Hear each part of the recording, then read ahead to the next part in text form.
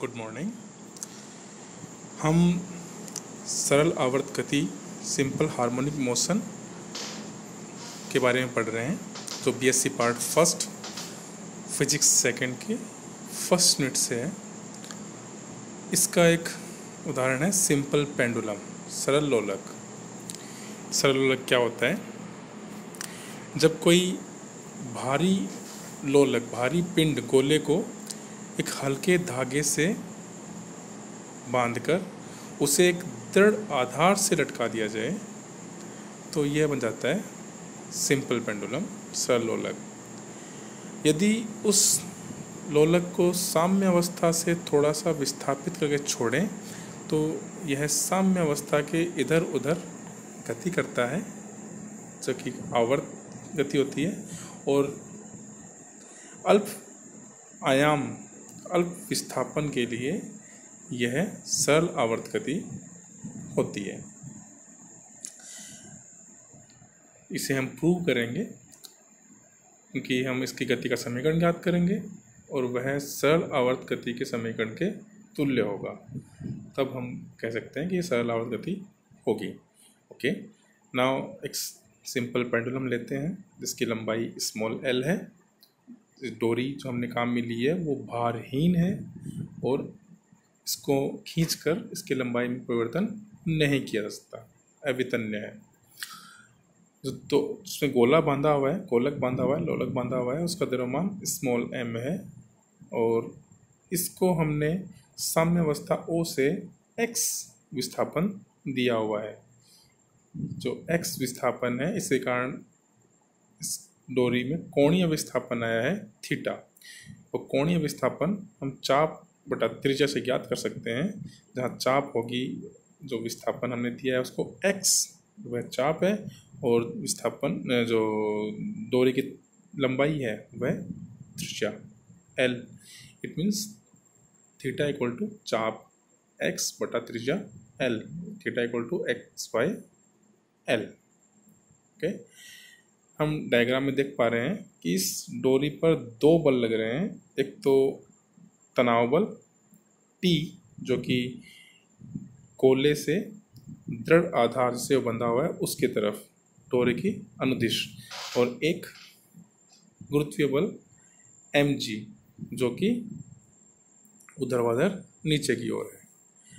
गुरुत्वीय बल mg के हम दो घटकों में बांट लें तो गुरुत्वीय बल mg का ऊर्ध्व घटक, क्षैतिज घटक उस तनाव बल को संतुलित करता है, तनाव बल के विपरीत दिशा में, और गुरुत्वीय बल का ऊर्ध्व घटक mg sin थीटा उस गोले को दोलन गति के लिए आवश्यक, आवर्त गति के लिए आवश्यक प्रत्यानयन बल प्रदान करता है।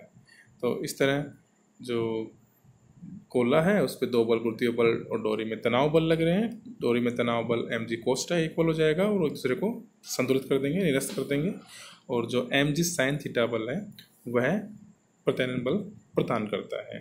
तो F equal to minus mg sin theta. अब थीटा चूँकि हमने पीछे पढ़ा x बाई एल, और हमने कहा था कि जो आयाम है वो अल्प होना चाहिए। इट मीन्स विस्थापन भी अल्प होगा, और जब विस्थापन अल्प होगा थीटा अल्प होगा, और थीटा अल्प होगा sine theta nearly equal to theta.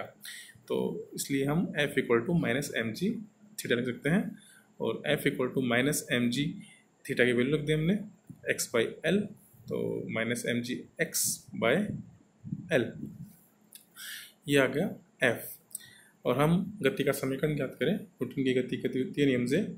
तो गति का समीकरण F इक्वल टू ma यानी m d2x by dt square और F equal to minus mg x by L, इन दोनों को इक्वल कर निकाल सकते हैं। दोनों को इक्वल करें तो फाइनल इक्वेशन आती है अपने पास d2x by dt square plus g by L x equal to 0। ये जो इक्वेशन नंबर 4 है वो सरल आवर्त गति के समीकरण के समान है कि हमने सरल आवर्त समीकरण पीछे पड़ी थी d2x by dt square plus omega 0 square x equal to 0। यहाँ ओमेगा 0 स्क्वायर की जगह आ रहा है g by L. It means omega 0 equal to under root g by L. और अतः सरल लोलक का आवर्तकाल capital T equal to 2 pi upon omega zero, जहाँ ओमेगा जीरो भी निकाला हमने, √G/L। It means T equal to 2 pi √L/G, जहाँ L है डोरी की लंबाई और G है गुरुत्वीय त्वरण। G एक नियतांक है और L डोरी की लंबाई है। इट मीन्स जो सिंपल पेंडुलम का आवर्तकाल है, टाइम पीरियड है, वो डोरी की लंबाई पर निर्भर करता है और डोरी की लंबाई के स्क्वायर रूट के समानुपाती होता है। इस प्रकार डोरी की लंबाई बढ़ाई जाए तो आवर्तकाल बढ़ता है और डोरी की लंबाई कम कर दी जाए तो आवर्तकाल घटता है।